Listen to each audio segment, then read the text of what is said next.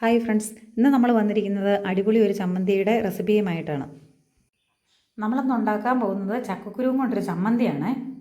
അപ്പോൾ ചക്കക്കുരു നമ്മൾ 10-20 എണ്ണം എടുത്തിരിക്കുന്നത്. അപ്പോൾ അതിൻ്റെ കണ്ണുണ്ടല്ലോ, ഈ കണ്ണിൻ്റെ ഈ ഭാഗം കൊണ്ട് നമ്മളൊന്ന് ജസ്റ്റ് കട്ട് ചെയ്ത് കൊടുക്കണം.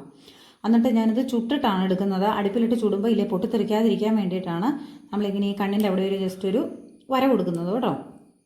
ഇതിന് വേണ്ടുന്ന ഇൻഗ്രീഡിയൻസ്: ചക്കക്കുരു നമ്മൾ അടുപ്പിലിട്ട് ചുട്ടതാണ് 20 എണ്ണം. അത് അധികം തീക്കനം ഇല്ലാതെ വേണം ചുട്ടെടുക്കാൻ, കരിഞ്ഞു പോകാതെ നമ്മൾ ശ്രദ്ധിക്കണം. വെളുത്തുള്ളി 4 അല്ലി, ആവശ്യത്തിനുള്ള ഉപ്പ്, വാളൻപുളി ഓപ്ഷണലാണ്, ഇഷ്ടമുള്ളവർക്ക്, പുളി ഇഷ്ടമില്ലാത്തവർ ഉപയോഗിക്കണമെന്നില്ല. ചെറിയ ഉള്ളി 5, വറ്റൽമുളക് 10 എണ്ണം, ആവശ്യത്തിനുള്ള കറിവേപ്പില, തേങ്ങ ചിരകിയത് ആവശ്യത്തിന്.